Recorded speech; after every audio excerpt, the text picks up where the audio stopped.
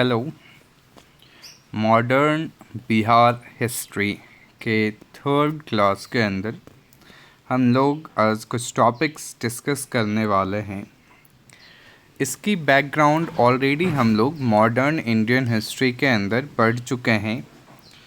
जो है एक इवेंट्स जो था आपके पास वो था बैटल ऑफ पलासी। ठीक है, कब हुआ था ये? 1757 के अंदर, जिसमें एक तरफ सिराजुद्दौला था, एक तरफ रॉबर्ट क्लाइव थे। और सिराजुद्दौला इसके अंदर आपका क्या होता है, हार जाता है और जो है बंगाल के ऊपर मीर जाफ़र को जो है नया नवाब बनाया जाता है। तो कहा जाता है कि लॉर्ड क्लाइव और मीर जाफ़र जो थे वो दोनों बिहार आते हैं और मीर जाफ़र का एक बेटा होता है जिसका नाम था मीरन, और मीरन को यहाँ पे डेप्यूटी नवाब बना दिया जाता है। लेकिन कहा जाता है कि जो डेप्यूटी नवाब का पोजीशन था वो जस्ट एक फॉर्मेलिटी हुआ करती थी, और एक्चुअल पावर जो था जिस समय मीरन यहाँ का उप नवाब था या डिप्टी नवाब था, उस समय जो एक्चुअल पावर थी वो किसके हाथ में होती थी? राम नारायण के हाथ में। ठीक है, और ये राम नारायण बाद में नायब नाजिम भी बनता है। नायब नाजिम एक पोस्ट है जो बाद में क्रिएट होगा। तो 1757 की बैटल ख़त्म हुई। रॉबर्ट क्लाइव किसके साथ जो है बिहार आएगा? मीर जाफ़र के साथ, और मीर जाफ़र का बेटा होता है मीरन, उसको यहाँ पे उप नवाब बना दिया जाता है, लेकिन वो एक फॉर्मेलिटी के लिए होगा। एक्चुअल पावर जो थी वो राम नारायण के पास थी, जिसको बाद में नायब नाजिम बनाया जाता है। अब एक नाम है अली गौहर। ये नाम आप पहले सुन रखे होंगे, लेकिन इस नाम से नहीं। इनका नाम हम लोग सुन रखे हैं 1764 बैटल के अंदर शाह आलम द्वितीय यानी कि शाह आलम सेकंड के नाम से।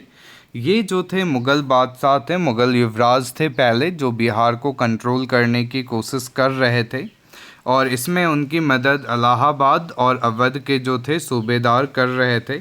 तो इन दोनों सब लोग मिल के जो है पटना के ऊपर घेरा डालते हैं, लेकिन कैप्टन नॉक्स जो है 1760 के अंदर अली गौहर उर्फ शाह आलम टू को क्या करता है? हरा देता है, और इनको यहाँ से वापस जाना पड़ता है। तो एक तरफ क्या था कि मीर जाफ़र के बेटे मीरन को उपनवाब बनाया गया, एक तरफ मुग़ल्स जो थे वो वापस बिहार को कंट्रोल करने की कोशिश कर रहे थे, और उसमें इम्पॉर्टेंट रोल प्ले कर रहा था अली गौहर, जिसमें उसकी सहायता कर रहे थे इलाहाबाद और अवध के सूबेदार। लेकिन उनको कौन हरा देगा? Captain Knox. जब आलमगीर टू जो मुग़ल रूलर्स थे उनकी डेथ होगी, तो अली गौहर जो है शाह आलम टू के नाम से अपने आप को ब्रिटिश के मदद से पटना में क्या करवाते हैं? सिंहासन रूट यानी कॉरोनेशन करवाता है। ठीक है, तो ये चीज़ें अपने को ध्यान रखनी है। पहले वो तो खुद अटैक कर रहा था, अंग्रेज़ उसको हरा दिए, अब उसको लगा कि यार हमको राजा बनना है, तो राजा हम कैसे बने? तो अंग्रेज़ों के मदद से बन जाते हैं। तो आलमगीर टू जो था वो शाह आलमगीर टू के मरने के बाद अली गौहर शाह आलम टू के साथ अपना राज्याभिषेक करवाता है। कहाँ पे? पटना में। अब यहाँ तक तो ठीक थी, लेकिन था तो उल्टा पुल्टा ही राजा। तो इसने क्या किया? 1764 की एक बैटल हम लोग पढ़े हैं, बैटल ऑफ बक्सर, जिसमें हम लोगों ने क्या पढ़ा था कि जो आपके नवाब थे, ठीक है, मीर जाफ़र के बाद जो नवाब बने थे मीर कासिम, उन्होंने जो है अंग्रेज़ों के ख़िलाफ़ विद्रोह किया, और वो भाग के चले आते हैं किसके पास? तो शुजाउद्दौला के पास। और वहीं पे ये तीसरे महाजन भी बैठे हुए थे अपने शाह आलम टू, क्योंकि इनको अपने वज़ीर से डर लगता था, तो वज़ीर के डर से ये दिल्ली नहीं जा रहे थे, ठीक है, कि मरवा देगा हमको।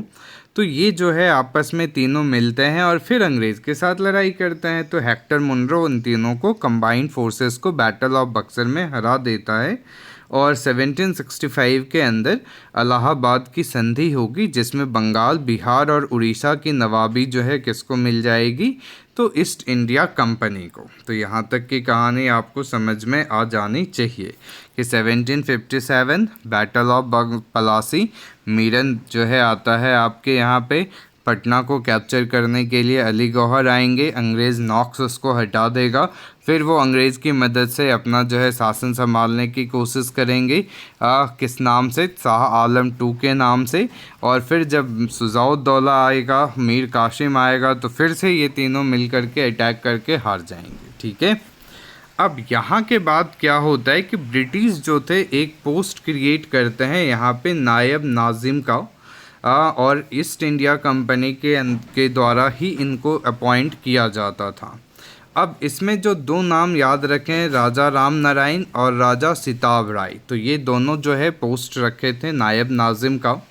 1766 के अंदर जो फैक्ट्री का हेड था ईस्ट इंडिया कंपनी के फैक्ट्री का हेड, जिसका नाम था मिडल्टन, इसको भी राजा धीरज नारायण और राजा सिताब राय के साथ एडमिनिस्ट्रेशन के अंदर शामिल किया जाता है। तो 1766 हेड ऑफ द फैक्ट्री कौन था, ईस्ट इंडिया कंपनी का मिडल्टन, उसको किसके साथ शामिल किया गया, राजा धीरज नारायण और राजा सिताब राय के साथ एडमिनिस्ट्रेशन में, क्योंकि 65 में तो इनको दीवानी मिल ही गई थी।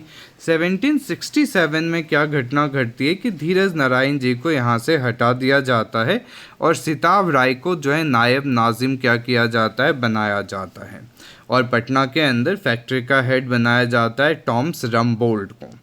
अब इसी बीच 1770 में कहा जाता है ऐसा जो है फेमाइन आया जो लास्ट 200 साल में नहीं आया था, और उससे अपना पूरा पटना, भागलपुर, दरभंगा, पूर्णिया, ये सारे इलाके बहुत ही ज़्यादा इफ़ेक्टेड हुए थे।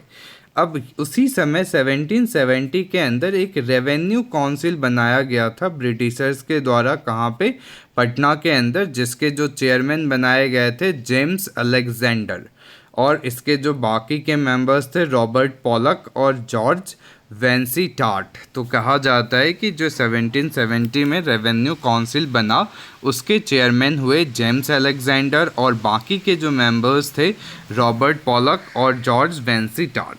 अब 1772 के घटना में हम लोग क्या देखते हैं कि सिताब राय जी को हटा दिया जाता है और उनका बेटा होता है कल्याण सिंह, जिसको जो है राय रायन की उपाधि दी जाती है। 1793 तक आते आते यहाँ पे परमानेंट सेटलमेंट जो है आपके कॉर्नवालिस के द्वारा लगा दिया जाएगा, और इसी बीच 1790 के अंदर ब्रिटिशर्स जो थे वो भी फौजदारी एडमिनिस्ट्रेशन को भी अपने हाथों में लिए, और पहले मजिस्ट्रेट बनाए गए थे चार्ल्स फ्रांसिस ग्रैंट। तो नाम ध्यान रखेंगे हम लोग, चार्ल्स फ्रांसिस ग्रैंट, जो कि आपके पहले मजिस्ट्रेट हुआ करते थे 1790 में, जो आपका एडमिनिस्ट्रेशन जो है फौजदारी एडमिनिस्ट्रेशन जो ब्रिटिश अपने हाथ में लेता है। तो ये कहानी थी कि किस तरीके से अंग्रेज़ जो है बिहार के अंदर अपने पावर को इंक्रीज़ करने की कोशिश कर रहे थे। Thank you.